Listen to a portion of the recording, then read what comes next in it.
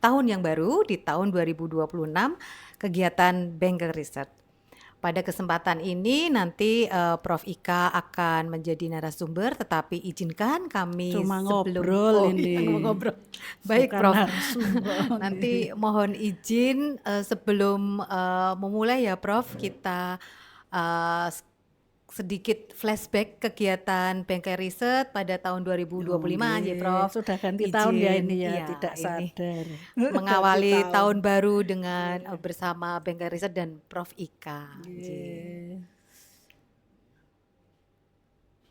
Jadi memang di RSA UGM ini kita mengadakan kegiatan Bengkel Riset yang diadakan setiap hari Kamis. Jadi kalau orang Jawa Kamisan ya, Prof. Kalau di sini ada Neng orang pasar ngemis ya. boten Kamisan, Kamis. Kamisan sebagai kegiatan Bengkel Riset.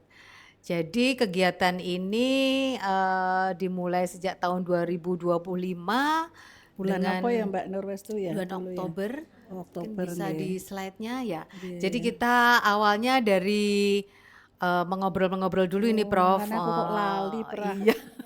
Ini ada fotonya Prof. Ika bersama saking. teman-teman. Jadi memang karena ini ada kebutuhan dari baik dari Rumah Sakit Akademik UGM dan juga kebutuhan dari teman-teman dalam rangka untuk memperbanyak juga mempertajam dan memperbaiki kualitas penelitian yang ada di rumah sakit dan juga mendukung juga teman-teman yang akan sekolah ini, Prof. Ini kan tujuannya supaya kita akan mendapatkan penelitian-penelitian yang lebih baik. Kemudian selanjutnya slide.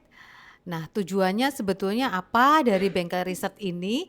Bengkel Riset ini berkegiatan dengan tujuan untuk memberikan tambahan materi mengenai penelitian. Jadi mulai dari yang kecil-kecil begitu ya, Prof dan teman-teman, kemudian juga tentu saja memberikan motivasi supaya teman-teman di sini juga senantiasa selain mengabdikan dirinya untuk pelayanan dan juga bisa meningkatkan kualitas dan jumlah atau kuantitas riset serta memberikan pendampingan baik itu secara individu atau kelompok yang terkait dengan riset. Nah, ini untuk launchingnya setelah di launching pada tanggal 2 Oktober 2025 ya, bersama ini merupakan kegiatan Hari bersama. batik, bukan. Iya, makanya harus Biasanya kostumnya hari batik. batik. Jadi di sini RSA UGM bekerja sama dengan PSIK, FKK FK UGM, harapannya kerjasama ini akan senantiasa berlanjut ya. Ya, slide. Nah, kegiatan Bengkel Riset itu apa saja? Jadi kegiatan Bengkel Riset itu secara umum ada dua macam, yaitu pop-up class dan ruang konsultasi. Pop-up class itu seperti yang kita laksanakan hari ini, sehingga teman-teman bisa langsung mendapatkan tambahan materi.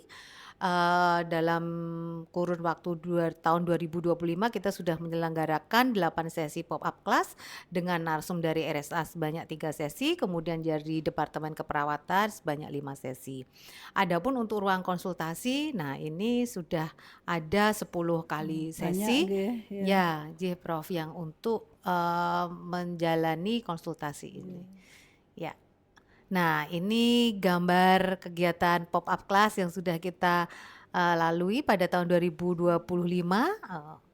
Sangat meriah, sangat dan meriah dan variatif, bagus-bagus. Ya, topiknya sangat-sangat menarik dan menginspirasi. Nah, ini kegiatan ruang konsultasi baik secara daring maupun offline. Sehingga ini tergantung nanti kesepakatan ya, baik dari narasumber atau yang berkaitan dengan riset tersebut dengan yang akan melakukan konsultasi. Berarti yang sudah konsultasi ini segera lulus ya? Iya, segera lulus dan juga publikasi, SDM, Prof. Ya. Publikasinya, Prof. Oh, baik. Ya, slide selanjutnya. Nah, ini beberapa dokumentasi selama kita berkegiatan. Ya, sangat menarik dan menyenangkan. Slide. Ya, terima kasih. Selanjutnya dengan tidak mengurangi waktunya Prof Ika ya Prof Ika. Nggih. Marilah kita bersama-sama mendengarkan tadi Prof Ika ngendiko akan sharing bersama teman-teman Iya. mengenai dinamika riset kuantitatif. Selanjutnya kepada Prof Ika Puspitasari kami persilakan Nggih, untuk terima waktunya. kasih Dr. Nurwestu. Assalamualaikum warahmatullahi wabarakatuh. Sugeng siang Mbak Sinta dan juga teman-teman RSA, dan tentu saja yang paling cakep di sini adalah Mas Riko gitu ya, yang selalu kita repoti. Pada kesempatan siang ini saya punya waktu sampai jam 3 nggih, karena nanti jam 3 juga ada Zoom dengan SDM UGM terkait dengan entah apa nanti yang mau diomongke dari SDM nggih. Nah, untuk kesempatan kali ini kita akan sebenarnya hanya mengingatkan kembali, karena kami yakin bahwa teman-teman ini kan sudah mengalami entah dulu masa di D3, S1, profesi, bahkan S2 dan ada yang S3, dan ini tentu semua sudah familiar ya dengan yang namanya riset kuantitatif. Nanti akan kita lihat bersama apa saja yang kita bicarakan next nggih Mas.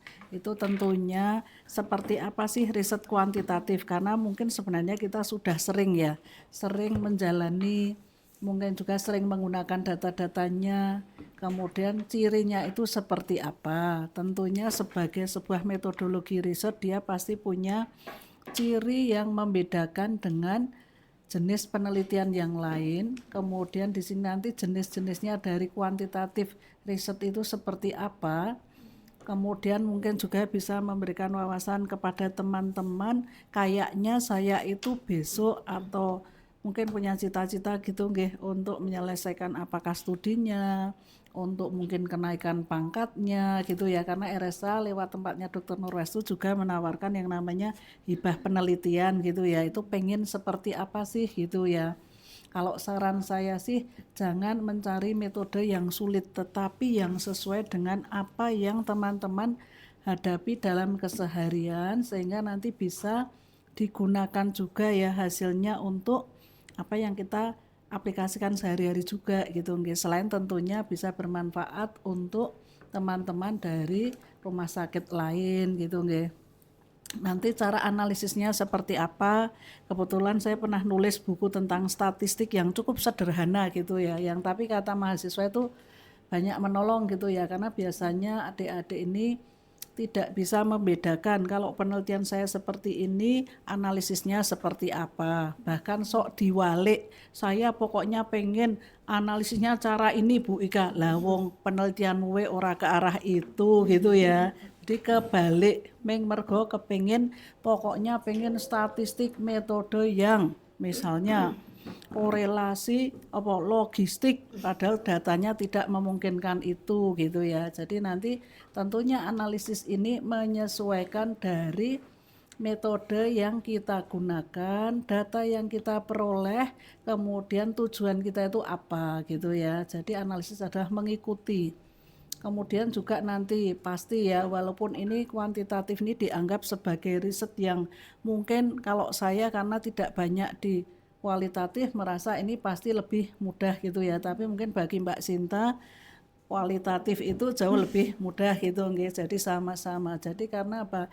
Kita masalah familiarisasi atau kebiasaan, tetapi tentu semuanya punya kelebihan dan kekurangan, sehingga kita tentunya apa? Tidak bisa merasa bahwa metode penelitian orang lain tuh lebih jelek dari punya kita, dan jangan sampai merasa bahwa penelitian kita itu pasti lebih baik dari orang lain, itu juga tidak benar gitu nggih. Karena dalam hal penelitian yang penting kita akan mengkondisikan gitu ya, atau membuat alur yang memang bisa diterima secara metodologi dan itu mengikuti sistematika yang sudah ada, menghindarkan diri dari bias gitu ya.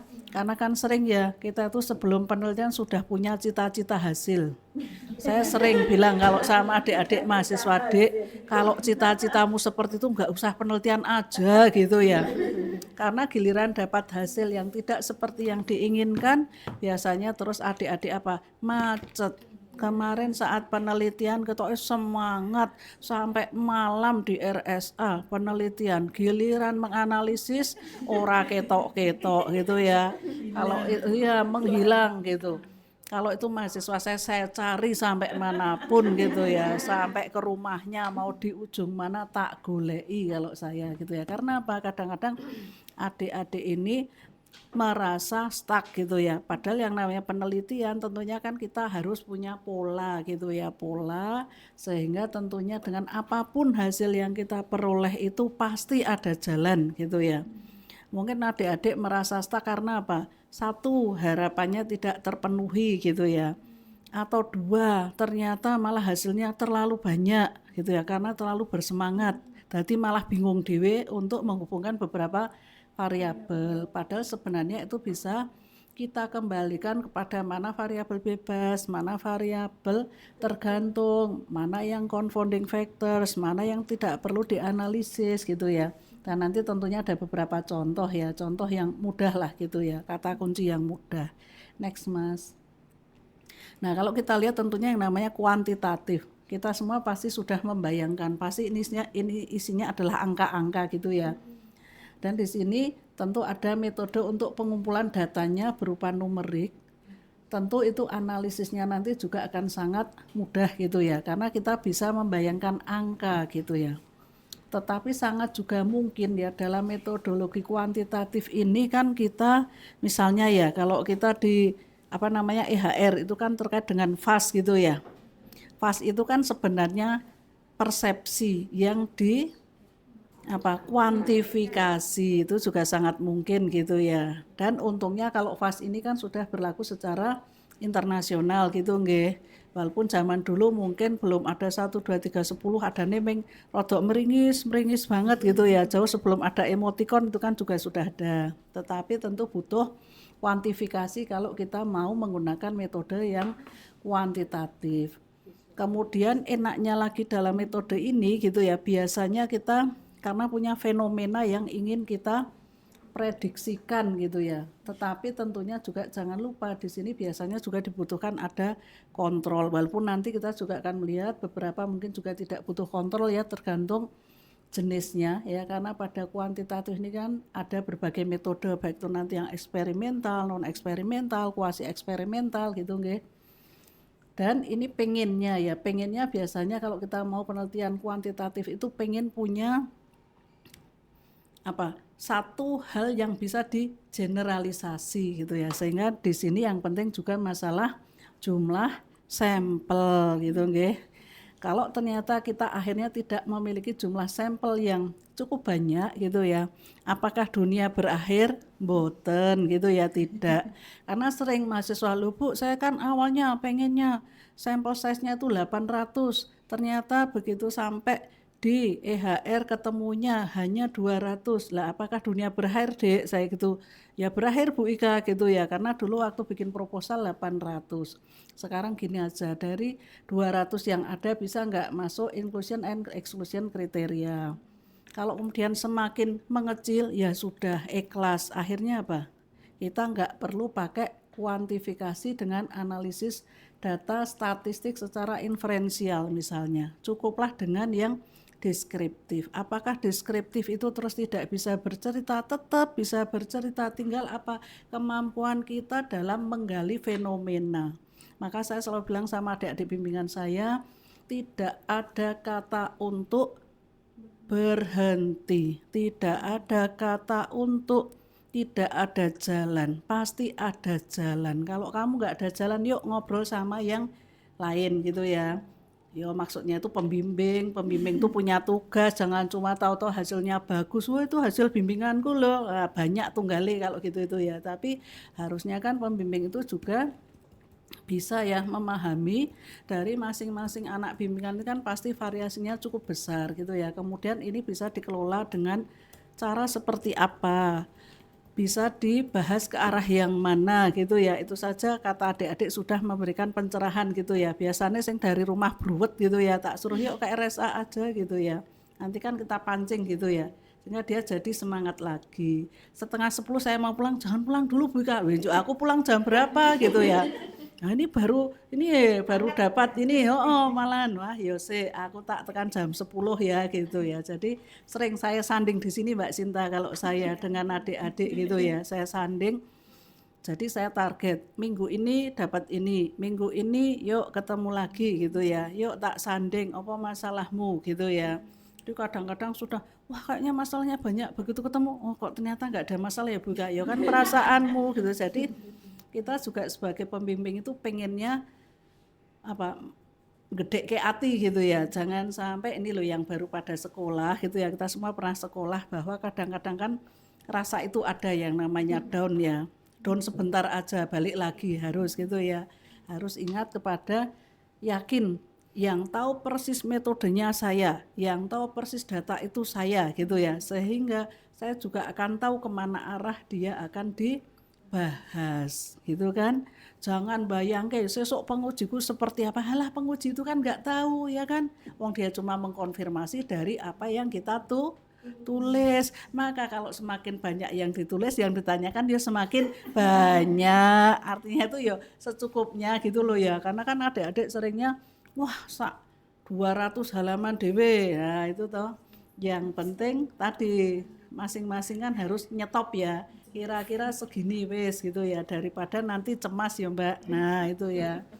Nah kemudian juga apa dalam metodologi kuantitatif ini rasanya ya objektivitas itu kan mestinya nggak cuma di sini ya, rasanya semua metode itu juga akan mengedepankan yang namanya objektivitas.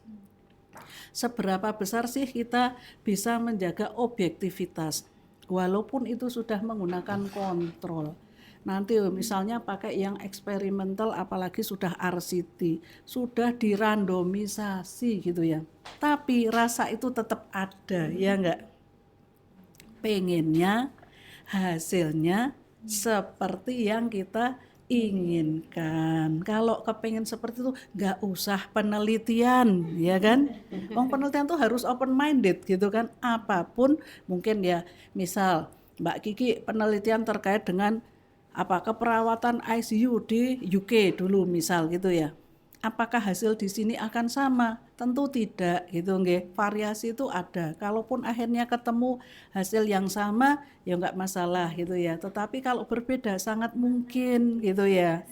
Tapi biasanya adik-adik nek hasilnya sama ki malah bingung ya kan.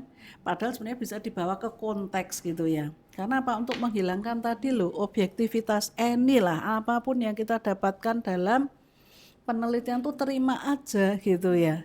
Pokoknya kita hilangkan rasa keinginan kita itu untuk apa mengarahkan hasil gitu ya. Nanti akan kita lihat mengapa ada di metodologi kuantitatif ini yang ternyata agak nyerempet-nyerempet bahaya gitu ya. Karena kita nggak bisa merandomisasi. Tapi ya tetap kita terima karena keadaan gitu ya. Yang penting tetap kita kelola dengan objektif tadi ya, dan tentunya di sini melibatkan numerik jauh lebih banyak, dan jangan lupa bahwa kuantitatif ini karena kita kadang-kadang pengen prediksi, pengen generalisasi, kemudian juga pengen comparison. Nah di sini pasti ada yang namanya hipotesis. Mungkin ada ya dulu adik-adik mahasiswa tanya, Bu Ika, kapan sih kita bisa membuat hipotesis dan kapan kita tidak bisa membuat hipotesis? Ada pertanyaan lagi, apakah dalam satu penelitian itu kita bisa membuat satu hipotesis, satunya keterangan empiris gitu ya. Semuanya sangat mungkin gitu ya. Karena apa? Tergantung dari fenomena yang mau kita teliti itu, apakah sebelumnya sudah banyak yang meneliti walaupun mungkin tidak sama persis. Tetapi analogi itu sangat memungkinkan sehingga kita bisa berani membuat hipotesis.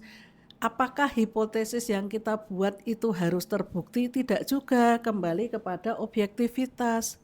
Dulu dugaannya bahwa keperawatan di UK itu jauh lebih baik dibanding di Indonesia, misal gitu ya. Oh kok ternyata enggak, ya sudah terima gitu. Oh ini harusnya enggak gini loh, jangan malah apa padu sama datanya sendiri gitu toh. Ora percaya sama datanya sendiri. Jadi di sini adalah integrity gitu ya. Integriti bahwa kita itu harus menerima apapun data kita. Kalaupun misalnya tempatnya Mbak Sinta kan banyak dengan kualitatif dan banyak dengan wawancara misal ya. itu ya kita harus menerima apapun yang disampaikan oleh responden kita. Nggak boleh, masa jawabannya gitu toh Bu, ya ora dipeksa gitu ya, harusnya nggak gitu loh Bu. No. Menurut saya apa enggak lah, itu sudah hilang semua itu yang namanya objektivitas. Nah, toh malah diprobing sih. Nah itu iya lah, ini jenenge ora apa namanya penjelasan kepada subjek nih malah probing gitu kan ya, kan itu kadang-kadang ya itu kan juga ada. Maka kembali pada apa sih tujuan kita meneliti, bahwa kita ingin apa, mengungkapkan fenomena, bukan ingin memaksakan, itu yang penting gitu ya. Bahkan kadang kalau adik-adik ini, Bu ini standar deviasinya kok besar, lanjut ngopo nek besar, ya biar aja gitu ya.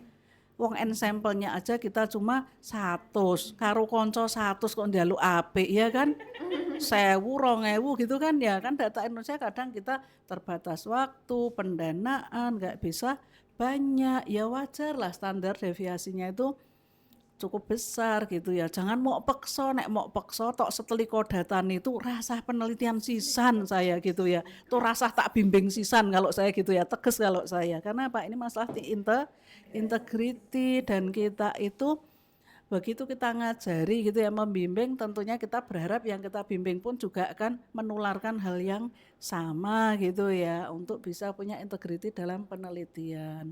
Maka tadi hipotesis sangat mungkin kalau sudah ada banyak yang meneliti.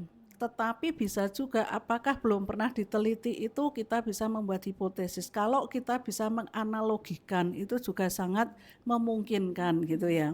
Contoh kemarin saya membimbing mahasiswa S2-nya IKKK apa Mbak Titut? Kedokteran klinis ya. Ini terkait dengan ekoenzim gitu kan ya. Ekoenzim terhadap kemampuannya sebagai hand sanitizer. Saya kan sudah bilang ya, Mbak ini yakin untuk HS, iya Bu Ika gitu. Oke, sekarang menurutmu hipotesisnya seperti apa dari jenengan itu apa? Melakukan penggalian pustaka. Loh ini kan di dalamnya itu ada kandungan fenol. Oke, apakah fenol itu sama dengan alkohol? Ya kan mirip strukturnya Bu Ika. Ya wes rapopo, berarti kita bisa membuat apa, hipotesis. Tapi kalau kemudian hasil akhirnya itu tidak ada efeknya sebagai hand sanitizer, apakah kita juga harus mengganti hipotesis awalnya balik lagi? Yo enggak. Ya udah terima aja hipotesisnya kita dasarnya karena di situ ada senyawa fenol mirip dengan alkohol, ternyata kok tidak berhasil. Tinggal dilihat mengapa tidak berhasil. Satu, alkohol itu apa? Begitu kontak dia tetap ada waktu kontak dan langsung menguap. Tetapi kalau ekoenzim itu begitu dipakai malah pliket, ya kan? Ya sangat mungkin malah mengundang bakteri kan ya. Nah itu sangat mungkin yang tidak diperkirakan gitu kan.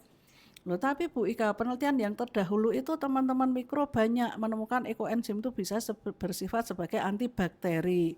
Oke, penelitiannya pakai metode apa? Pakai tangan, bukan toh? Bukan, ya bukanlah Bu Ika. Bu Ika ki lucu lah, aku malah nek lucu gitu ya. Nek aku ya ratau nesu kok aku nek karo bimbinganku gitu ya. Jadi saya bilang, Mbak dilihat yang lebih teliti. Mereka melakukan itu dengan media. Media itu berapa lama diinkubasi? 24 jam. Jenengan meneteskan di hand sanitizer berapa? 2 detik. Oke, saiki ada perbedaan opo ora ya kan?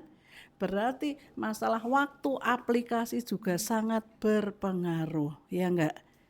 Yo kita ini aja, artinya kalau nggak ada hasilnya ben ora sedih lah gitu ya.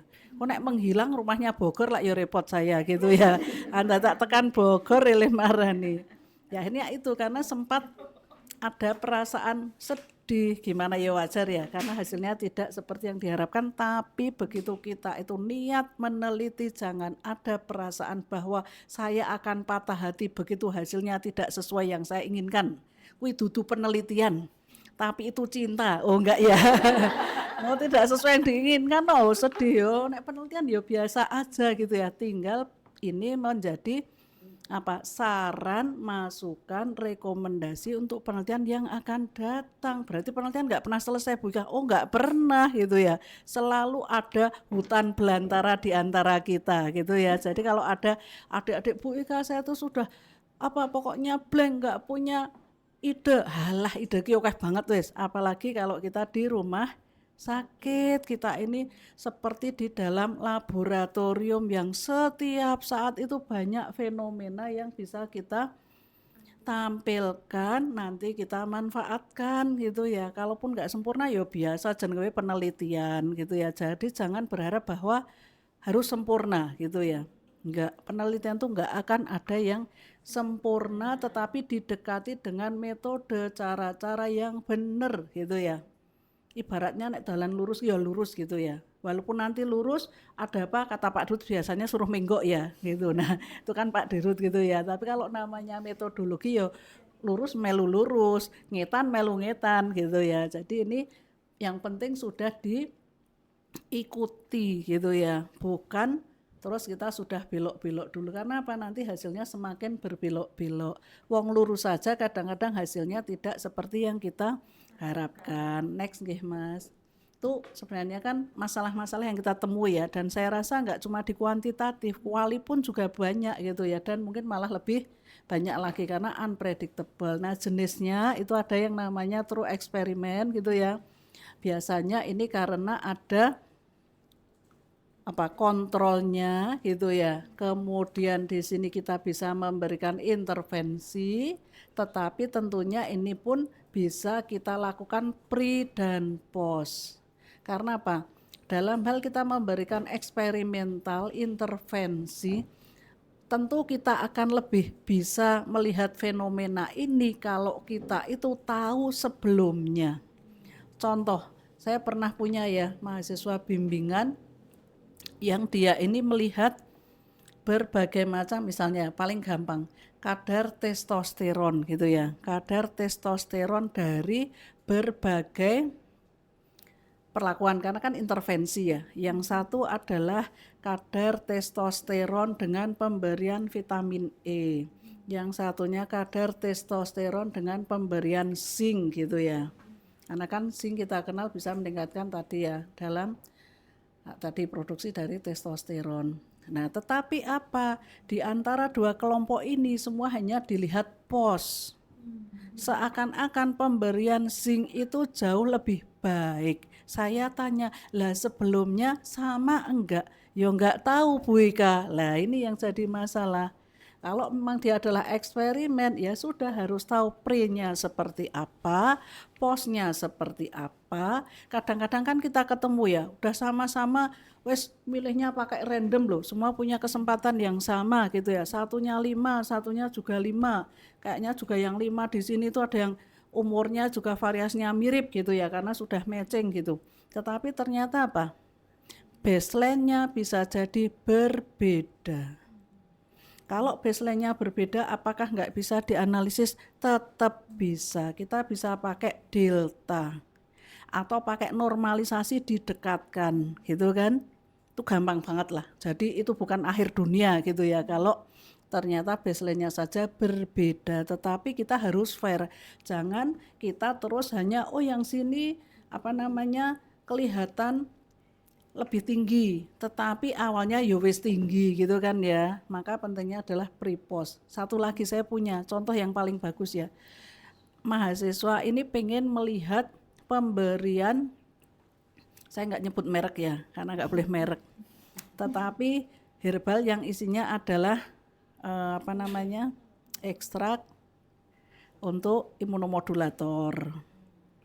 Ya, itu ada 2 macam gitu ya. Yang satu produk Indonesia ada kurkumannya, satunya juga produk Indonesia tapi nggak ada kurkumannya. Kemudian ingin dilihat pada pasien-pasien TB. Nah, pada pasien TB itu saya bilang udahlah ambil aja pasien TB yang manapun, toh kita itu adalah eksperimen, ya kan, memberikan intervensi, dikontrol semuanya. Nggak bisa Bu Ika, pokoknya harus yang baru terdiagnosis TB. Tak jarke kalau saya ya kan, tak nengke wae wis tak enteni sesasi piye Dek, ada Ya enggak ada lah, makanya yuk tak kandani. Maka tadi pre and post itu enggak masalah. Yang penting yang satu misalnya sudah 2 bulan, yo yang satu biarpun masih 3 bulan enggak masalah. Yang penting apa yang mau dilihat apanya, misalnya IGG, IGM, IGE atau sama SGOT, SGPT. Yo baseline-nya berapa? Walaupun dia bukan yang baru, ya kan? Lah angel nek ngenteni le baru, wong penjaringan TB ra mlaku kok gitu kan ya. Itu bukan di Jogja loh, itu di tempat lain gitu ya. Artinya harus realistis gitu loh. Jangan seperti di Jakarta bisa. Lah kan Jakarta ngomahmu ora iso to gitu. Maka bukan berarti terus kita nggak bisa, tetap bisa, ada jalan. Maka enaknya metodologi penelitian itu kalau kita ikuti itu selalu ada jalan kok gitu ya. Dan nanti analisisnya juga mengikuti pasti ada jalan. Maka pre-post itu pasti jauh lebih baik gitu ya. Bedanya dengan kuasi seperti apa? Nah kuasi ini mbok dipaksakan tuh nggak bisa di random. Contohnya, misalnya tadi yang satu gitu ya, itu adanya TB-nya itu ya TB sing wis fasenya fase lanjutan. Satunya ini adanya ya semua adalah yang masih fase awal, ora iso dipiyek-piyekke. Mbok arep sijine dipaksa awal ki ya ora ono tenan gitu ya. Karena itu kan fenomena yang memang terjadi dalam populasi kita gitu ya. Maka kita nggak bisa melakukan randomisasi apapun yang terjadi misalnya gitu ya. Sehingga itu tetap bisa kita lakukan tetapi dengan berbagai permakluman. Tetapi itu pun juga bisa kita analisis, bukan terus nggak bisa dianalisis. Tetap bisa kita hasilkan apa data yang sebenarnya juga banyak berbicara gitu nggih. Ada lagi yang tadi pengennya adalah, Bu, saya pengen melihat efektivitas dari skema terapi pada kanker paru di RSA UGM gitu ya. Dapat pasien berapa, Dek? Dari Rekamedik bilang, Bu Ika ada 85. Oke lah, 85 kita bayangkan itu kan nanti apa? Pasti ada yang 6 kali, kadang 8 kali kan udah bahagia ya. Wes, yuk Dek lakoni. Ternyata apa? Oh, dari 85 itu yang melakukan kemo hanya 8, Bu Ika. Terus nangis Dek, saya gitu. Rasa nangis gitu ya. Maka kita beralih ke deskriptif. Ya sudah, 8 itu kita ceritakan, sisanya diceritakan gitu ya. Oh ternyata yang lain-lain itu tidak memungkinkan dilakukan kemo dengan berbagai hal, cerita ke. Itu deskriptif. Kita nggak akan melihat efektivitas terapi yo ben gitu ya, nggak masalah. Masa terus balik lagi ke tempatnya komite etik, maaf komite etik mau ganti judul, nah, terus sampai kapan rampung ya kan? Karena apa, dunia yang kita teliti itu pasti tidak akan seideal dengan yang kita harapkan ya. Kita yang harus mengikuti saja apakah penelitian yang sifatnya deskriptif itu terus nggak ada nilainya, nggak juga. Pinter-pinternya kita dalam revelation itu tadi ya kan, siapa tahu memang nyatanya seperti itu. Lu di negara lain nggak ada, lah kan negara liyo edukasinya banyak, sehat-sehat banget. Kanker itu terdeteksi kapan? Sangat early. Teman saya dari Australia, Ika iPhone apa katanya, bagi dia itu miss gitu ya, bagi kami nelangsa. Karena apa? Ada pasien yang sudah metas ke brain, di negaranya nggak pernah ketemu. Karena dari awal sudah diterapi, targetnya terapi itu sejak awal. Lah Fornas di Tesopo gitu kan. Kalau dia belum ada mutasi, nggak bisa pakai target ya Mbak yo. Nah, tapi neng Australia, isih cilik wes langsung targetnya terapi, biosimilar gitu ya. Yo beda banget lah. Jadi dia menemukan segala hal yang aneh-aneh itu ada di Indonesia. Iya toh? Yang misalnya CA tiroid sampai segede itu, melanoma sampai segede ini, ya meng neng Indonesia, ya wajar. Konangan wis bejo kok gitu ya. Lah iya loh. Artinya itu Mbak Sinta yo. Iya selama ini dikiranya malah ya wis lah ikhlas mati ngono ya. Padahal sebenarnya kansernya sudah kemana-mana misalnya. Jadi tadi bahwa setiap negara atau lokasi, setiap metode itu pasti variasinya sangat-sangat besar. Apakah kita jadi takut meneliti? Ya jangan takut. Pokoknya sebagai peneliti itu minimal satu, apa? Berani. Nah, berani apapun yang terjadi. Tapi beraninya harus tuntas dari mulai bikin proposal, ora kok niat banget, njupuk data rodo ra niat, nulis pembahasan tambah ra niat, ora iso. Ya kan? Nyatanya kan begitu gitu ya, apalagi wah ongko-ongko kabeh mumet aku gitu ya. Padahal sebenarnya apa? Bisa disederhanakan, bisa di grouping gitu loh. Sama seperti kita itu mengalami kehidupan ini ya kan disederhanakan gitu loh. Ora saya ruwet weruh Mas saya tuh kalau lihat angkanya we mbok Bu Ika ngono ki. Lho lah piye to? Wong kowe sing penelitian, kowe sesek diuji, lah kok kowe dhewe malah bingung ya kan nggak boleh gitu ya. Jadi kita gedhekke atine lah carane ngene iki Dik gitu ya. Jadi selalu ada jalan gitu ya. Kemudian tidak semua harus melihat sebab akibat ya, karena kadang-kadang cita-citanya itu ya korelasional, ning jebul tidak berkorelasi, karena banyak faktor juga kan ya, mungkin penelitian di negara lain tuh variabelnya sudah sangat apa firm dan sangat bisa dibikin matching, mirip lah di sini mau bikin matching aja sulit, ya kan, apalagi kalau nanti kita tidak dengan metode yang apa namanya korelasional tapi pakai metode seperti misalnya yang non eksperimental gitu toh, pakai kohort prospektif gitu toh, hanangis kalau di Indonesia itu ya kan mesti apa timpang. Kalau ciri-ciri demografi mungkin bisa mirip tapi jumlah adoh ya kan. Contoh maaf nggih saya ceritanya kok ya terkait farmasi ya karena bimbingan saya farmasi, mungkin bisa dianalogkan ya nanti ya. Oh Mbak Vika tak kira wis cuti hamil. Tadi aku lihat saya sudah menandatangani suratnya. Ada PLT Karu atau tadi saya klik gitu. Jadi apa? Ini pengen melihat terjadinya apa? Pada penyuntikan itu plebitis ya.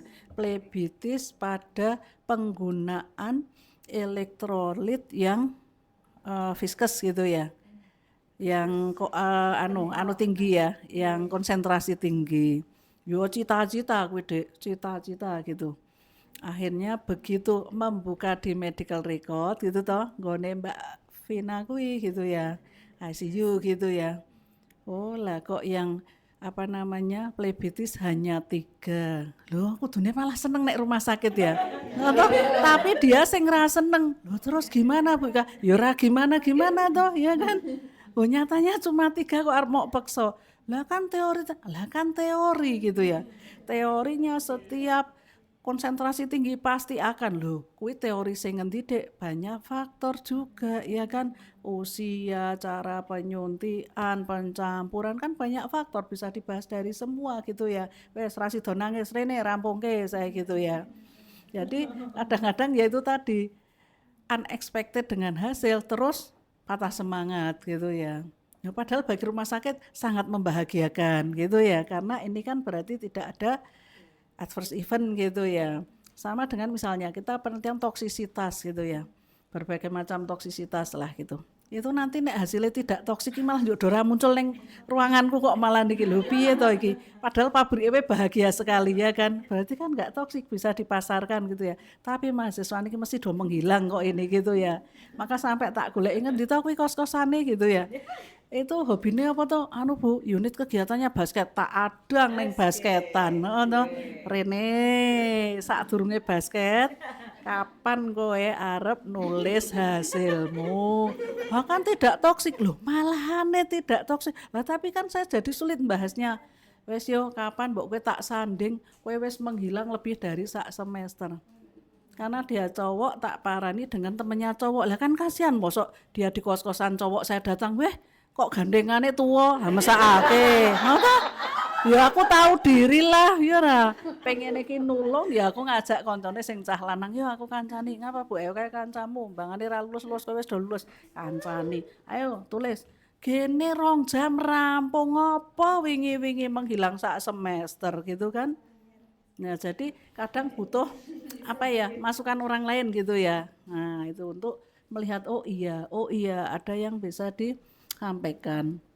Kemudian kalau pengembangan banyak sih ya, artinya kan hal-hal yang mungkin selama ini belum ada gitu ya, misalnya model, misalnya AI gitu ya, atau program gitu kan, nggak masalah. Oh ada Mas Yusuf. Nah ini kan Mas Yusuf juga sedang mengembangkan model gitu ya, kayaknya sama farmasi gitu ya. Nah ini nanti tentu apapun hasilnya, oh nggih ya, nggih apapun hasilnya nanti nggak perlu takut ya Mas Yusuf ya. Jadi apapun ditampilkan, kemudian juga tentunya kalaupun nanti dilakukan demo atau itu ya trial, kemudian ada hal-hal yang belum pas ya wajar gitu ya, sehingga nanti untuk pengembangan selanjutnya gitu. Jadi kan malah oleh hibah penelitian meneh toh Mas Yusuf gitu ya. Jadi artinya tidak berhenti ya, namanya improvement karena ini memang pengembangan ya, sifatnya pengembangan. Bahkan beberapa produk ya misalnya yang di tempat lain itu sangat mudah dilakukan. Contohnya adalah saya sedang ngewangi tempatnya Bu Nurwes tuh, ekstraksi alergen gitu ya. Indonesia kan belum punya. Ekstraksi alergen itu di negara lain itu sangat mudah. Karena yang diekstraksi adalah polen. Indonesia alergennya polen nggak banyak.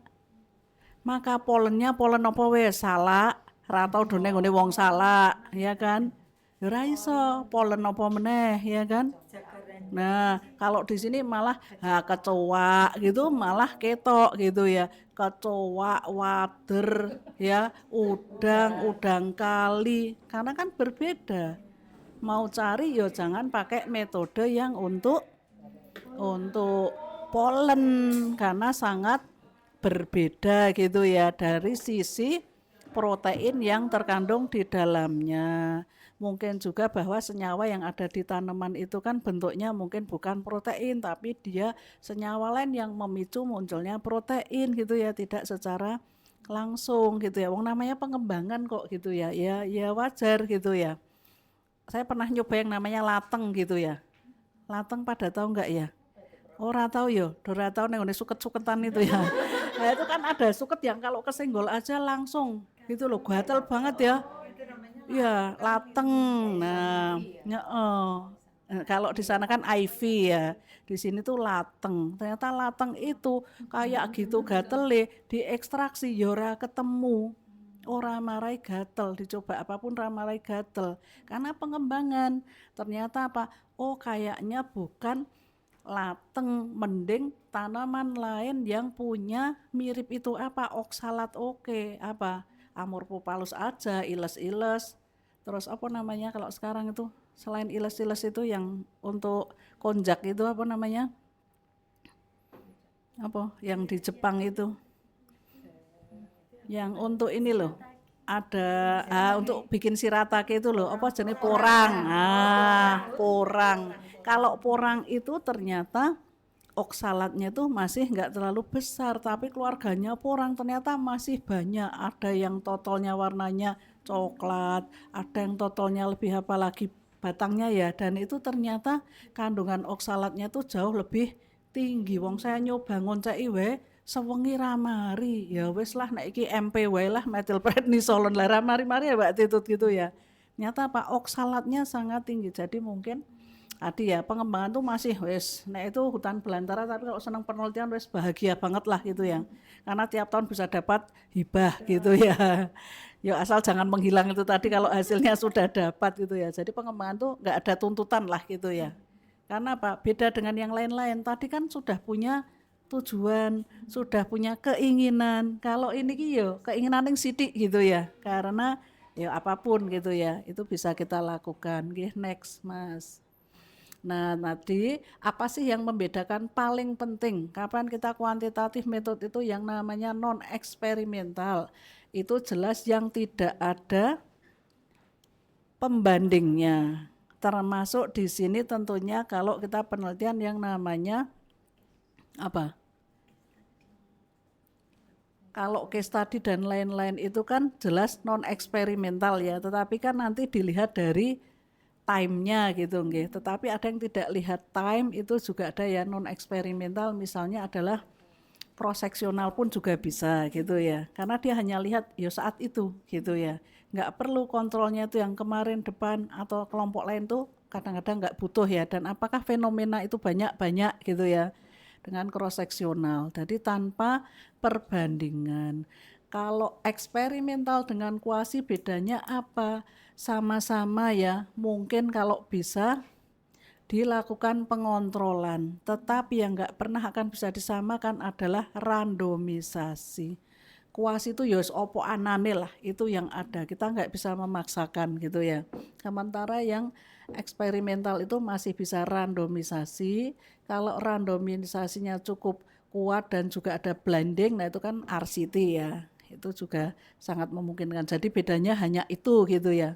Tapi apakah yang namanya kuasi eksperimental itu tidak jauh lebih baik? Tergantung fenomena juga gitu ya. Karena kadang-kadang kita tidak pernah bisa mendapatkan yang RCT, sehingga cukup dengan kuasi pun nggak masalah. Yang penting kita tahu bagaimana data itu diambil gitu ya, tidak hanya abstraknya ya, tetapi di dalamnya itu kayak apa sih dia dalam mengkondisikan cara penelitian. Oke, next Mas. Nah ini contohnya ben gampang lah, pengen apa sih gitu ya, sama-sama eksperimental tapi kok satunya itu benar-benar ya nggak bisa di random, ya wis lah tetap kuasi. Mau eksperimental tapi benar-benar nggak ada grup kontrol, ya ora iso eksperimental, apalagi nggak bisa melakukan intervensi. Jadi apa fenomena yang ada, oke pakai non eksperimental. Apakah non eksperimental itu jauh lebih jelek juga enggak gitu ya. Karena beberapa fenomena yang langka itu malah muncul pada misalnya gitu ya, pada yang apa, bukan yang case series tapi juga yang apa, case report gitu ya. Karena case report itu kan kadang hanya 1, 2 gitu ya. Kita pernah punya case report 1 yang itu ternyata cukup fenomenal. Yang saya tuh nggak sadar kalau itu ternyata cukup memberi warna dalam penelitian gitu ya. Dengan Bu Titi, dengan Dokter Rizka waktu itu saya lihat kok ini pasien ulkus ini nggak sembuh-sembuh gitu ya. Kemudian dengan kultur semuanya sudah pan drug resisten, udah nggak ada apa-apa. Bu Titik piye Kak? Bu Rizka, alah udahlah nggak usah kasih antibiotik, malah kita lebih kepada debridement lebih sering, kemudian apa namanya pressure-nya dikurangi gitu ya, kemudian nutrisi, hygiene dan yang lainnya gitu ya, karena kan ulkus DM nyata juga sembuh dan ketemunya malah yang mencengangkan, ketemunya Burkholderia pseudomallei, disebut sebagai first cases in Yogyakarta gitu ya, karena kita pakai RT-PCR jadi tahu betul itu Burkholderia yang pseudomallei, bukan Burkholderia yang biasa gitu ya. Ya wis entek oke gitu ya. Ditambah dengan publishnya itu di case report. Publishnya selawe yuto. Kuwi tahun 2017 wis selawe yuto. Saiki embuh gitu ya. Penelitiannya sendiri sudah habis sekitar ratusan gitu ya. Tapi ternyata kita nggak sadar, habis itu kita diundang suruh ngajar ke berbagai negara, coba tuh. Walah, iki meng penelitian siji kok marai heboh gitu ya. Iya, sampai beberapa negara akhirnya sampai kena pandemi, dan itu yang harusnya saya tuh ngajar di University of Latvia. Nah itu, ini juga kelakon aku gitu ya, karena pandemi kan nggak bisa ya, travel warning. Itu gara-gara satu itu loh, Mingan. Karena ternyata Burkholderia itu yang tidak biasa, sulit disembuhkan gitu, meliodosis gitu. Ki wis repot, ketok emang case report, weh regane luar biasa gitu, karena kita pakai RT-PCR juga gitu. Jadi nggak cuma bilang, oh ini kayaknya Burkholderia sudah mulai, enteni 5 hari, tumbuh tambah nggak, tambah, tambah media khusus, habis itu PCR gitu ya untuk memastikan gitu. Jadi rodok-rodok ini pabrik sebelah gitu ya. Lama-lama kita itu bisa kroso kok iki levelnya arep neng internasional, apa ngomai dhewe, apa karo koncone dhewe gitu ya. Itu ya. Karena kan semua tergantung dengan hasil yang kita dapat gitu nggih, dan tentu itu kembali ke pembiayaan, waktu gitu nggih. Tapi kalau untuk sekolah mungkin ya, mungkin Tidak harus yang sejauh itulah gitu nggih, tetapi yang cukup sesuai dengan apa kebutuhan dari sekolah. Maka untuk yang non eksperimental pun sebenarnya teman-teman nggak perlu khawatir, ada yang kualitatif yang mungkin kapan itu kan Mbak Sinta sudah banyak cerita ya tentang NVivo juga, bahkan dengan FGD pun gitu ya. Pak Taufik itu kan S3 ya bimbingan saya, itu di tahun pertamanya itu pakainya adalah FGD. Jadi sangat mungkin penelitian itu menggabungkan berbagai metode. Jangan terus merasa saya kan kuantitatif Bu Ika, tok til ya ora ngono. Mungkin ada yang bisa dilihat dengan kualitatif juga. Ada yang harus dilihat sampai kepada misalnya ya case series gitu ya. Jadi kita biasanya memang combine ya, combine. Nggak bisa hanya dengan satu sehingga kita itu tidak ada fanatisme terhadap satu metode pasti lebih baik dari yang lain, enggak juga gitu ya. Fenomena itu masing-masing akan berbeda gitu ya. Dulu yang dilakukan di negara lain hanya dengan metode apa, ternyata di rumah kita nggak bisa, sehingga kita harus nyari gitu ya, dan pasti ada jalan. Next, G. Nah ini ya kalau tadi sesudah metodenya ketemu, maka analisis itu akan mengikuti. Kalau kita memang tadi kan numerik ya, angka-angka itu bisa muncul gitu ya, tentunya yang namanya analisis statistik deskriptif pun itu tetap bisa berlaku gitu ya. Apakah yang namanya mean, median, modus, standar deviasi, standar error itu tidak bisa bermanfaat? Sangat masih memungkinkan gitu ya. Karena di sana ada banyak fenomena juga. Kalau memang dia sifatnya belum bisa dilihat sampai ke inferensial gitu ya. Tetapi kalau hal-hal yang sudah bisa di-compare, comparison, dijaga gitu ya, itu tentu semuanya bisa gitu nggih. Kapan pakai ANOVA, kapan pakai Wilcoxon, kapan pakai Kruskal-Wallis, kapan Mann-Whitney, itu semua gampang kok sebenarnya, termasuk di buku saya Mbak Sinta.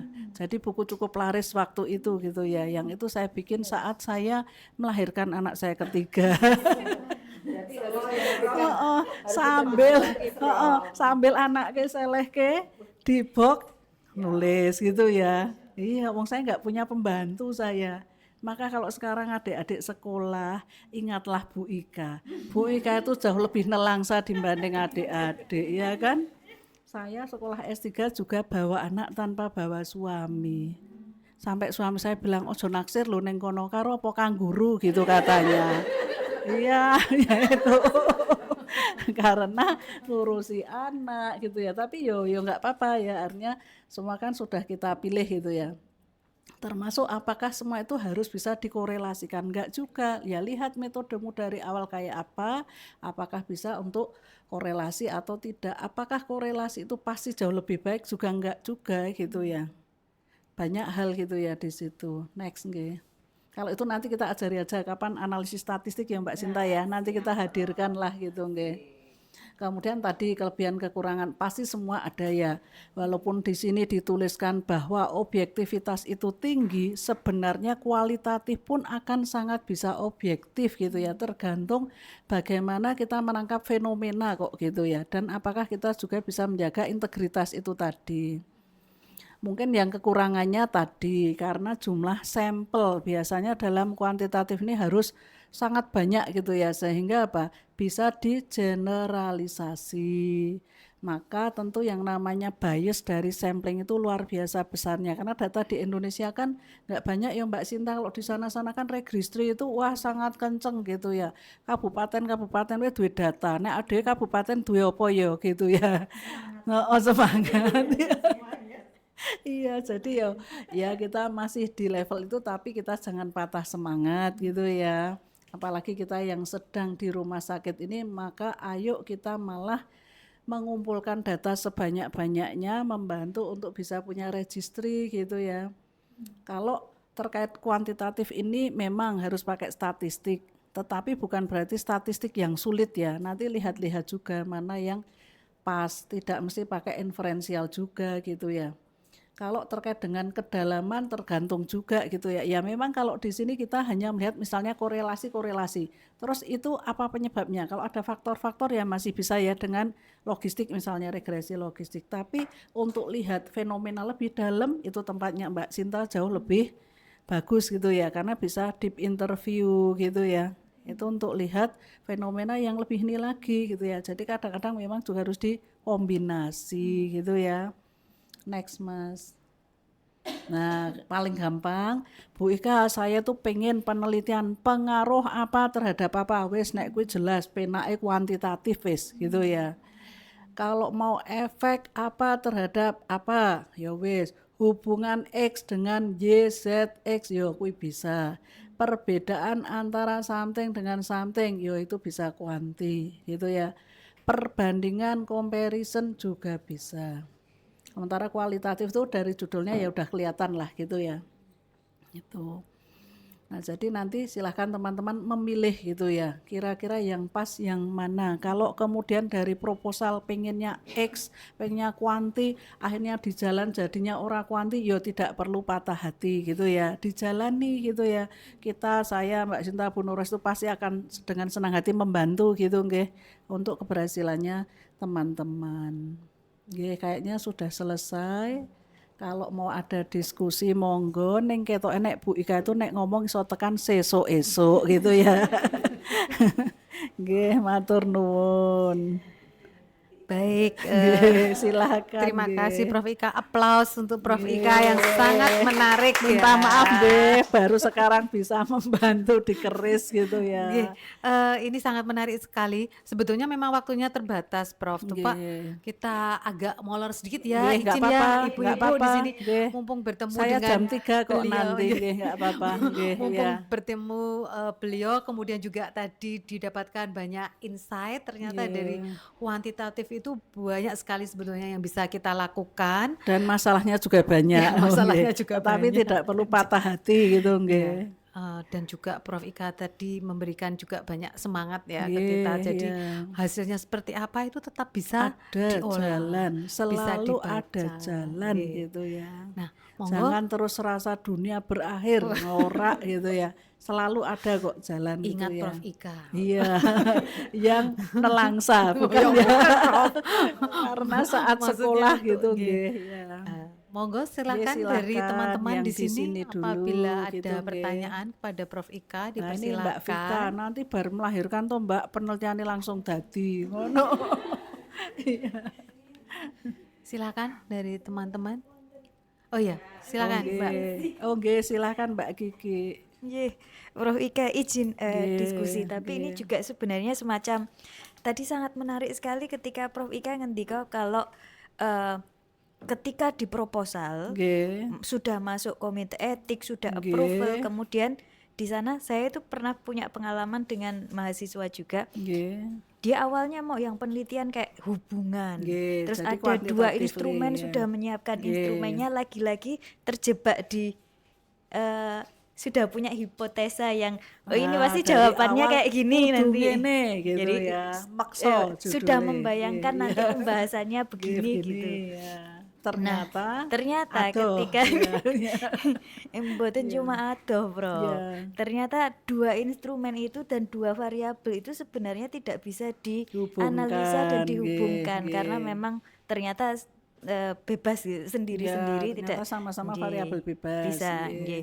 Terus akhirnya kan sampun ya memang mahasiswa akan down. Mungkin Nggih, kalau saya yang pasti. mengalami mungkin Nggih. waduh ini kok ngganti semuanya, jangan-jangan saya harus mengulang dari awal. Awal, nggih, Nah, ya. kalau dari sisi mungkin kalau riset karena memang saya ingin melakukan penelitian Nggih, itu kan betul, bisa gitu ya, tapi beda ketika ya, ini nggih. untuk akademik Nggih, dan lain syarat sebagainya gitu ya.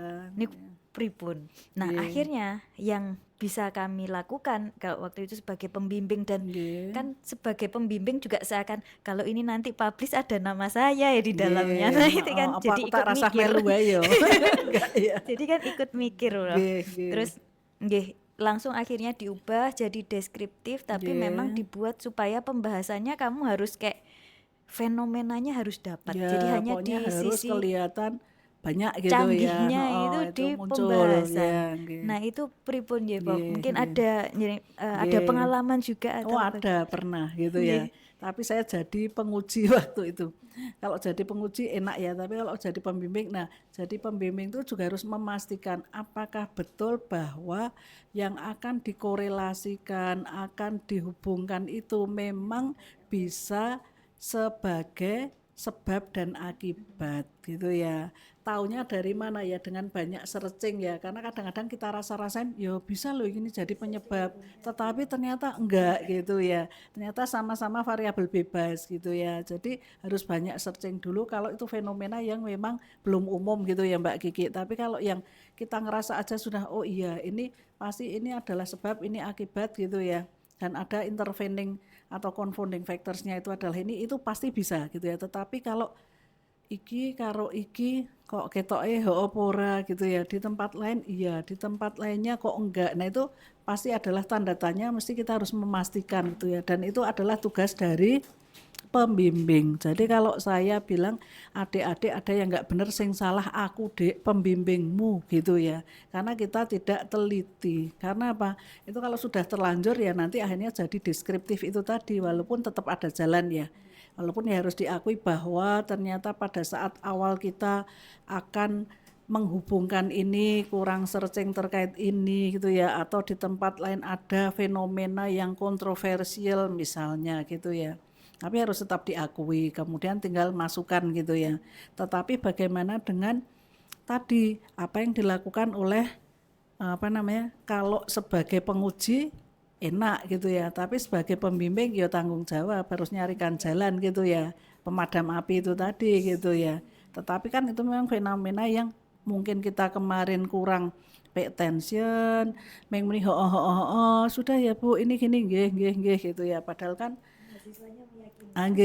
mahasiswanya meyakinkan, terus wah ini mesti apik mesti ini, padahal kan tetap harus ditengok gitu ya. Kalau saya sih sesibuk apapun sudah jadi pembimbing harus memang mau untuk baca dan nengok gitu ya, jangan sampai pasrah bongkoan. Mungkin saya termasuk pembimbing yang galak ya kalau urusan penelitian, karena saya nggak mau Bu Ika sudah jadi wegah saya gitu ya, Bu Ika ini sudah langsung pembahasan moh saya gitu, seminggu kowe kudu ketemu aku, 2 minggu lagi ketemu, maknya kita pastikan semuanya bener gitu loh ya, jangan sampai ternyata salah sudah sampai selesai. Yo sing salah kita sebagai pembimbing. Kemarin juga ada kejadian ya, saya sebagai penguji. Kemudian sejak proposal itu sebenarnya saya sudah mengingatkan, sudah tahu toh nanti datanya kayak apa, cara ngambilnya seperti apa, nganalisisnya cara apa, dan dia bisa menjawab dengan lancar. Begitu sudah jadi, karena saya adalah penguji ya, saya kira saya nggak akan suruh nguji lagi. Saya dipanggil lagi, Mbak Ika, kali ini Anda menjadi pemadam. Loh gimana nih karepnya gitu ya. Karena ternyata orang muni blas gitu ya. Saya lihat apalagi data RSA, waduh ngomahku dewe gitu ya. Terus yaudah kita sanding. Dia selalu apa? Enggak, saya tuh bisa, saya tuh enggak perlu, apalagi ibu itu adalah penguji saya. Wong pembimbing saya aja enggak pernah minta saya ketemu, loh kok malah seneng gitu ya. Harusnya tuh sedih deh nek pembimbingnya ora iso jak ketemu gitu ya, karena punya tugas. Karena kalau nanti salah jangan sampai belakang, ternyata belas salah. Sampai mau ke DO. Saya bilang iya jangan di DO. Kalau dibilang salah kita semua salah baik ya kan. Yuk kita mulai dari awal, boleh nggak tak sanding. Apalagi data RSA. Berapa lama buka? Seminggu. Karena ini tinggal sebulan ternyata mau ke DO. Saya sanding, Dek tak ajari yo. Saya sampai minta adendum ya ke komite etik dan minta ke rekamedik gitu ya. Yo mesakake gitu ya. Saya lihat datanya, yuk Dek 1 RM dulu. Ini pasiennya di RSA itu kontrol lebih dari 12 kali. Kamu ambil data kuantitatif yang mana, ini kuanti banget soalnya. Ambilnya data pre dan post gitu ya tentang DM. Pre-nya yang angkanya segini, postnya itu jauh lebih baik. Itu tanggal kapan, hari apa? Ya pokoknya saya ambil sendiri Bu Ika, yang paling rendah dan yang paling tinggi. Welah dalah, ketok salah salah kowe Dek. Wes yo, agak njupuk siji iki. Kowe yo ora tau disanding tenan to, Dek. Ya kan pokoknya percaya yo sik yo tak ajari yo. Ini tanggal segini sampai segini, berubah opo enggak? Segini sampai segini kok obatnya cuma 1, besoknya kok 2, ada bedanya enggak? Ngono kuwi carane, ora kok mau pilih sak karepmu dhewe, kuwi rasah penelitian. tuku data aku ngono. Lah ya toh. Lah salah kabeh dadine. Wah ya nek iki seminggu tenan kita adep tekan jam 10 bengi ini. Bener di RSA itu, karena saya kasihan kan. Udah gitu ya wes akhirnya jadi diajari tenanan wes kowe manut ngantek sok-sok tak ayo tak diktekke kowe sing nulis gitu loh. Paham ora sing endi gitu loh sampai kayak begitu. Maka saya tuh sering dibilang Bu Ika ki dosen kaya guru TK. Lah mbangane salah datane kok gitu ya. Sini-sini loh eman-eman gitu. Ya udah akhirnya jadi bisa ujian, giliran ujian ya karena ini dan itu akhirnya pada bersepakat ya udahlah ini dianggap kemarin tidak punya integriti gitu ya. Tapi kan saya juga bilang loh tidak berintegritas itu dia disengaja atau memang ora dong gitu ya. Ternyata dia itu mohon maaf nggih bukan dari tenaga kesehatan. Lah kok oleh njupuk data klinik. Lah ndelok data klinis mah meng mumet toh. Ayo. Lah ya toh. Iya kan? Lah saya terus malah memberi masukan ke prodinya tolong ini prodi di FK karena terkait dengan terapi, farmako dan yang lainnya ya harus punya standar bahwa dia misalnya lulus dari mana gitu ya. Bukan univnya tapi jurusannya apa. Kalau dia memang tidak mampu untuk ke klinis, arahkan untuk penelitian di lab. Lu ada temennya dia 2 di lab, bulannya ya ambiar. Waduh. Nah, iki sing salah sopo ya sekarang didandani bareng-bareng aja gitu kan ya terus apa kowe mah ngewangi prodiku Mbak Ika lho aku kok mah kon ngewangi prodimu aku wis mantan kaprodi ya jadi kadang-kadang itu tadi ya artinya kalau ada hal-hal yang ora pas itu ya jangan terus dihukum gitu ya karena apa sudah ada upaya gitu ya dan kita sudah mengajari untuk objektivitas walaupun rodok telat gitu ya ning paling ora kan ya dia akhirnya manut ngerti carane endi sing dijupuk ha kok ruwet Bu Ika lho ya jenenge data klinis ki ya jan ruwet ora mungkin datane kok ming siji lawan siji mesti pating pentalit gitu kan ya kalau nggak bisa dianalisis yo pakai AUC gitu AUC itu apa bukan yo ngalah ngajari AUC ki aku saya gitu ya area undercurve ya ora apa-apa gitu ya. Artinya kan fenomena gitu ya. Itu kan juga sangat memungkinkan. Jadi kayak gitu Mbak Kiki, memang tugas pembimbing pertama adalah memastikan kalau itu mau korelasional atau hubungan sebab akibat, pastikan dulu bahwa itu memang bisa menjadi penghubung di antara variabel bebas dan variabel tergantung. Nek ora coro liya wae ya kan apakah mau survei apakah mau deskriptif gitu kan itu Mbak Kiki oh sudah lulus nggih artinya bahwa kalau urusan dengan komite etik kan nggak masalah nggih karena nanti yang namanya judul berubah apa berubah itu kan sangat mungkin gitu ya tetapi kan esensinya mungkin kalau tidak berubah ya nggak perlu gitu ya karena etik itu kan lebih kepada bagaimana kita mengambil datanya apakah itu akan memberikan pengaruh pada subjek uji, menyakiti, kalau sampai terjadi adverse event apakah ada yang mengelola kan lebih itu gitu ya. Jadi sebenarnya nggak masalah. Gitu nggih Mbak Kiki. Nggih, terima kasih. Nggih. Baik, Oh, terima ada kasih. Ada satu satu. pertanyaan dari Pak Mas Yusuf. Padahal besok mau pergi sama saya loh ini. Di kereta kan bisa kita rapat gitu ya. Ini supaya yang lainnya juga Nggih. tahu, Prof. Jadi Nggih. berbagi. Nah, ini bagaimana bila kita tidak yakin apakah sampel yang kita gunakan bisa mewakili kondisi populasi secara umum. Misalnya sampel kita mengalami kondisi luar biasa karena kejadian luar biasa seperti saat pandemi. Ini Oke, pertanyaan dari saya Mas punya Yusuf. kejadian ini kok Mas Yusuf kemarin ya. Saya tuh bimbing mahasiswa S2 farmasi klinik yang cita-cita awalnya itu adalah melihat keberhasilan, judulnya wis punya tendensi keberhasilan gitu ya.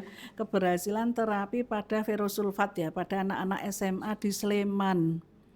Dan itu cukup sebulan pertama, 2 bulan pertama itu bagus gitu ya. Terus pandemi. Sehingga saat pandemi itu pre-nya bisa ratusan, post-nya hanya dapat 30. apakah terus dunia berakhir? Yo tidak, ya kan? Ya kita ambil aja untuk yang 30 bisa di pre-post itu kita korelasi. Sisanya kita yang di 70 itu bisa kita lihat 2 bulan, ya. Kemudian dilihat faktor-faktor apa, karena kan akhirnya kepala sekolahnya kan tidak mengizinkan kalaupun didatangi di rumah. Karena pandemi awal-awal kan semua ketakutan gitu ya. Anaknya sampai yo nangis, anak Rio sampai pulang nggak berani ke sini gitu kan. Ya tapi ini tetap kita bimbing dan ya lulus gitu ya, dengan yang awalnya mau 100 tapi akhirnya yang bisa pre-post hanya 30, dengan fenomena di dalamnya tetap kita bahas gitu nggih. Iya. Jadi nggak masalah Mas Yusuf, nanti tinggal kita bisa nggak bikin grouping gitu ya untuk yang masih bisa dianalisis gitu ya. Kalau ternyata ambiar, jangan ambiar gitu ya. Nah itu ya cari aja celah yang masih bisa kita munculkan gitu ya. Sebenarnya kan setiap fenomena itu ya, apalagi itu kan tidak kita rancang ya, kita kan tinggal ambil aja, itu pasti ada kok yang bisa dimunculkan, itu pasti ada gitu, yakin wis gitu ya. Karena di dalam apa namanya masyarakat, di dalam kita ini penelitian di populasi tertentu itu pasti ada banyak variasi gitu ya. Gitu. Jadi ojo khawatir ya Mas Yusuf, segera lulus maksudnya. Jadi sepertinya Biar sekaligus besok bisa direpoti Bu Ika gitu ya. Karena termasuk yang besok senengnya saya ajak ke Unsud dan Undip itu ya Mas Yusuf itu gitu. jadi bisa ya Prof, Bisa, karena kan sudah selalu ada bisa. hasilnya. Yang penting itu fenomenanya kayak apa, terus bisa nggak kita dekati dengan banyak hal di situ itu apa, itu mesti iso. Maka kalau menghadapi hal yang unpredictable, unexpected itu pokoknya jangan patah semangat gitu ya. Ya. Selalu ada jalan. Terima gitu kasih ya. Prof. Nggih. Demikian juga kalau hasilnya tiba-tiba ajaib gitu Iya, ya Prof, itu iya. juga ada Ya, maka hal-hal kalau yang ajaib harus itu kita tetap harus mencari gitu ya. Ada Ya, nggak yang ada miss apa, ya? ya, Ada nggak yang harusnya dikontrol kok nggak dikontrol gitu ya? Dan tapi itu juga tetap disampaikan gitu ya. Karena Ya. inti dari penelitian itu adalah openness gitu ya. Dan juga apa? Honesty gitu ya. Apapun ya kejujuran ya, disampaikan Ya. gitu. Wah, menarik sekali ya Prof. Jadi ada tadi hal-hal yang harus Ye, dijalankan, dijaga, integritas, ye, kemudian ya. juga ya kejujuran, Pasti, kemudian juga apa nggih. keterbukaan bahwa memang datanya seperti ini, Nggih, ya ya. kita sampaikan. Apapun ya. Baik. Karena apa? Yang penting lagi adalah apa sih rekomendasi untuk penelitian selanjutnya, entah oleh dirinya sendiri, entah oleh orang lain, itu yang jauh lebih penting ya. Nih. Oke, banyak hal yang kita dapatkan pada hari ini. Mungkin ada lagi dari Masih teman-teman. ada atau ada? Oh boleh, Oh ya, boleh, ini boleh Prof. ya Mbak Sinta, Ini dari Bu boleh, Sinta. nggih, nggih, boleh. Matur nuwun Prof, Nggih. materinya sudah berkenan membuka 2026. Nah, nanti akan Dengan kuantitatif Iya, research. pop up class nanti Iya. di minggu depan, Nggih. 2 minggu lagi nggih, bersama dengan Prof Uut untuk Oh, yang nggih. dinamika riset kualitatif. Nggih, Jadi ini kualitatif, bintang-bintang ini ya di awal tahun. Ya Kalau Prof, saya bintang 7 ya Mbak. saya bintang 5 Prof. Mumetnya bintang 5. Prof, ini saya pengen diskusi Prof. Kan kita memang peneliti itu punya kewajiban untuk mempublikasikan, mendiseminasikan Diseminasi data, hasil penelitian kita. Nah, kalau hasilnya itu positif atau sesuai dengan harapan kan gemilang dan dengan senang hati ya Prof.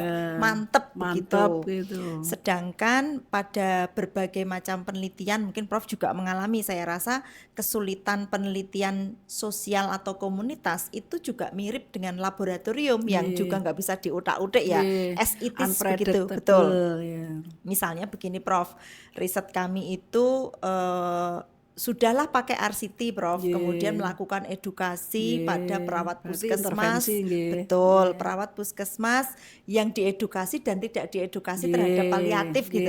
Comparison, Ya pasti membayangkan betapa mumetnya bikin intervensinya, randomisasi, alokasi, lah kok matching, betul, gitu ya. cempulek hasilnya, cempulek hasilnya itu di luar ekspektasi. Masa yang kontrol itu malah lebih meningkat pengetahuannya dibanding yang intervensi. Lah kan gelagapan ya Prof menjelaskannya Nggih, gitu. Nah nggih. kan tapi kan tetap harus punya kewajiban Ya, untuk menyampaikan hasil terutama publikasi Prof. Nah, nggih, seperti prediksi kita mental di mana-mana ya Prof ya. nggih, Nah, nggih, mungkin Prof juga punya pengalaman yang sama kaitannya dengan hal tersebut. nggih, Segala macam cara sudah kami lakukan untuk menjelaskan mekanisme, oh nggih. asumsi ini, asumsi itu, tapi ya memang masih berproses gitu Prof Berproses, nggih. untuk yang mungkin sudah kelima kalinya sudah dapat anduk mungkin kalau Oh, sapusi nggih, itu ya sama. ditolak sih tapi tetap Nggih, pantang menyerah nggih, nggih. Itu utangnya kan harus adalah ya, publikasi nggih, nggih. mungkin ada tips lain Prof untuk Tipsnya gampang. ini Penelitiannya dibaleni. Wah, dengan sambil memetakan sebenarnya hal-hal apa yang tadi ya matching tenan ra. Ya kan, critical point-nya ada di mana gitu. Karena kok ajaib gitu ya.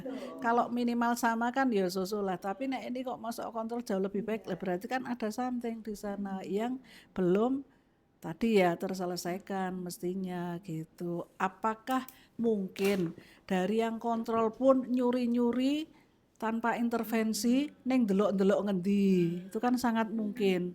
Dan kita tetap harus menerima kejujuran mereka. Ini pernah nggak dapat terkait dengan panitia? Oh nggak pernah, padahal jane yo pernah. Tapi kan kita nggak boleh tidak menerima ya. Tetapi kalau kita ragu ya kita mengambil dengan sampel yang lain yang bisa benar-benar dikondisikan misalnya gitu ya. Karena ada hal yang ternyata nggak kelihatan gitu ya. Karena nggak mungkin kalau kontrol kok, iya kan? Iya. Nggih, ya. Maka kadang-kadang terus kita harus mereview ulang gitu ya. Mereview ulang apakah memang harus diulang ataukah cukup dengan menambah sampel size ataukah menambah dengan lokasinya di mana gitu ya, yang bisa kita kendalikan misalnya, yang memang tidak terpapar terkait dengan palliative care itu misal gitu ya. Karena orang mungkin gitu ya, pasti ada sesuatu gitu ya.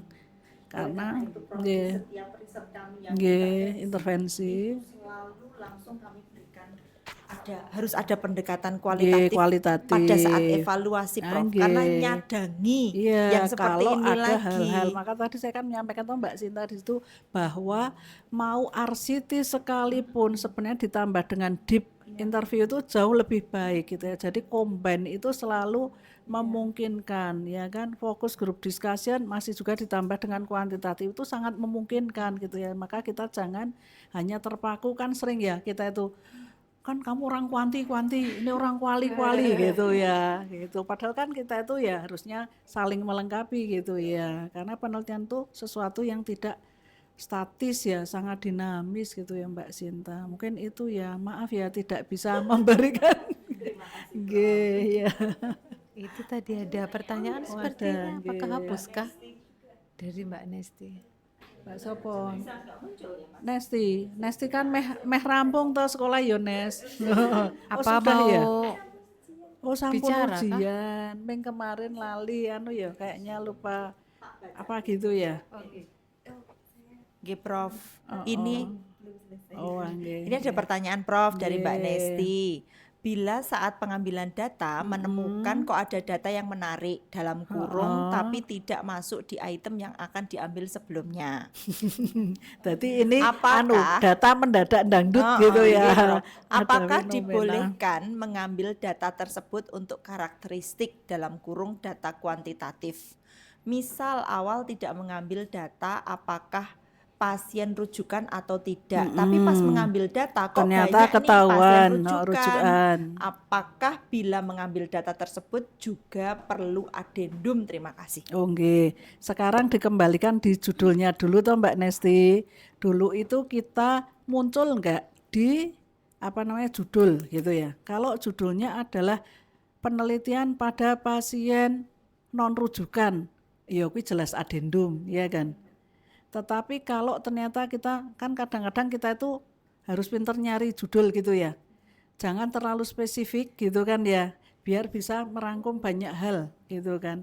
Maka kalau tidak spesifik hanya judulnya adalah pada pasien di RSA UGM, nggak ada rujukan, nggak ada non rujukan, nggak ada ranap, nggak ada rajal gitu ya, itu kan jauh lebih mudah, itu sangat mungkin gitu ya, karena kita sangat dimungkinkan, dan saya kalau sama adik-adik sering, Bu Ika ini data ini perlu diambil enggak gitu ya, atau malah saya yang ngajak, seminggu setelah kamu dapat izin penelitian ambil data, yuk ketemu, karena apa, untuk lihat iki jupuken. Kan saya enggak di definisi operasional enggak ngambil tuh buka alah jupuk sesuk nggo ngewangi bahas gitu loh ya kan. Tetapi kalau ternyata tadi ya benar-benar yang berbeda gitu ya, awalnya tidak akan ngambil rujukan, kok rujukannya jauh lebih banyak dan lebih menarik, yo mending adendum gitu kan ya. Karena ini kan sudah bukan sesuatu yang edisional, tapi malah sudah jadi pokok ya kan.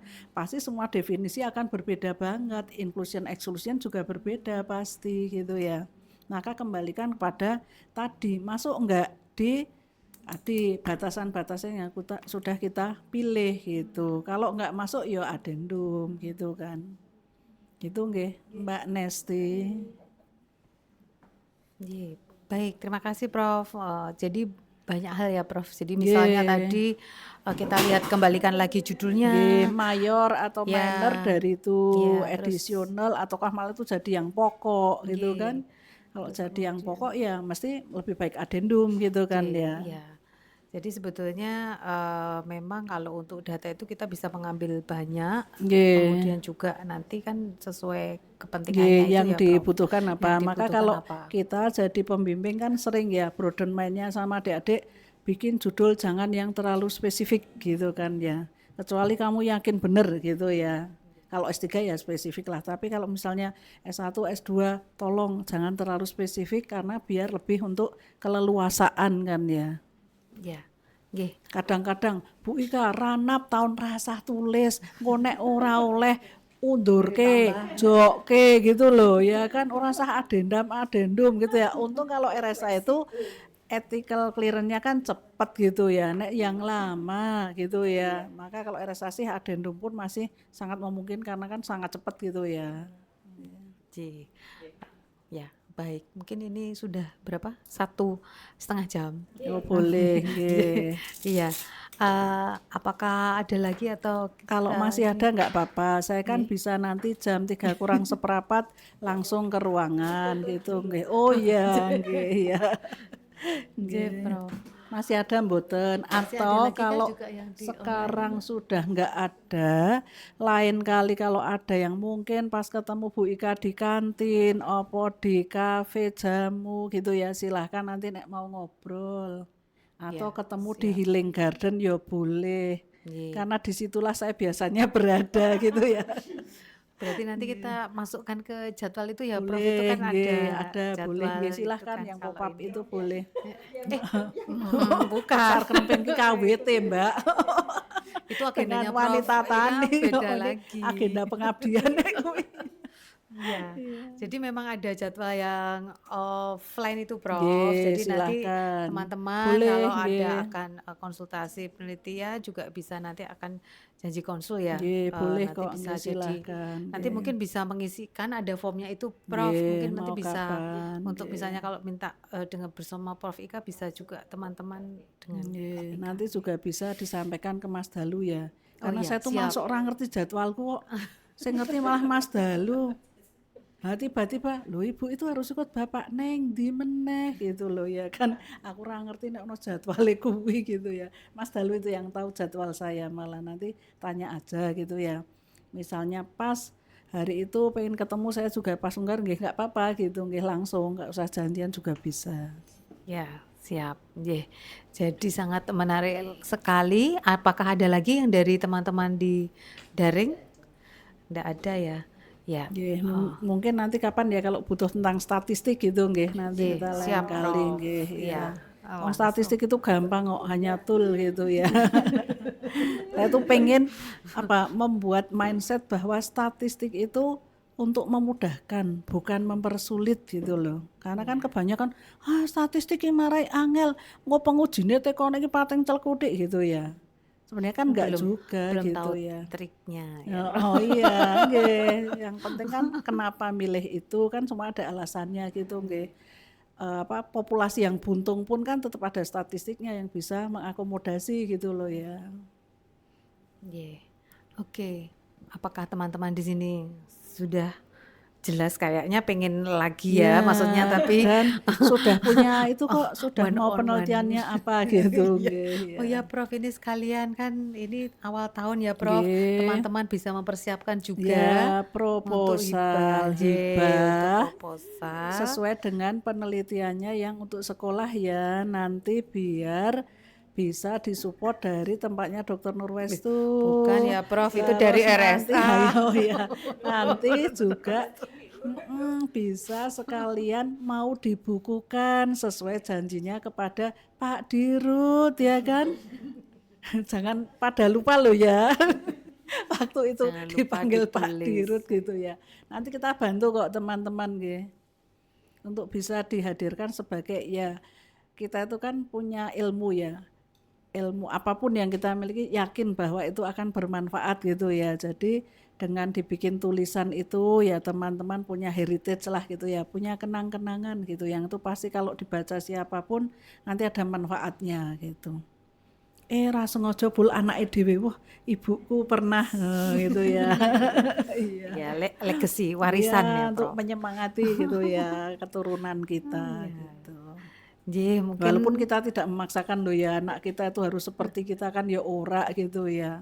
Anak sekarang suruh jadi dosen ra ono sing gelem gitu ya. Anak saya lebih parah. Oh, malahan. Oh, nggih itu. Jebule syaratnya angel. terus jadinya gimana Prof? Ya tetap tetap ya. Nggih, pokoknya dengan senang hati nggih teman-teman, nanti apapun kita bantu gitu. Dan saya tuh punya cita-cita biarpun mungkin ya nanti kalau saya udah nggak menjabat di sini pun saya akan tetap ngewangi RSA gitu ya. Akan tetap ada di RSA saya gitu. Ya, Karena Prof saya kan merasa selalu di kayaknya sini, Prof. RSA itu kayaknya harus dianulah gitu ya. Karena kan pada semangat masih muda-muda eman-eman gitu kalau enggak dijaga gitu ya semangatnya dan tadi ya hasil-hasil penelitiannya.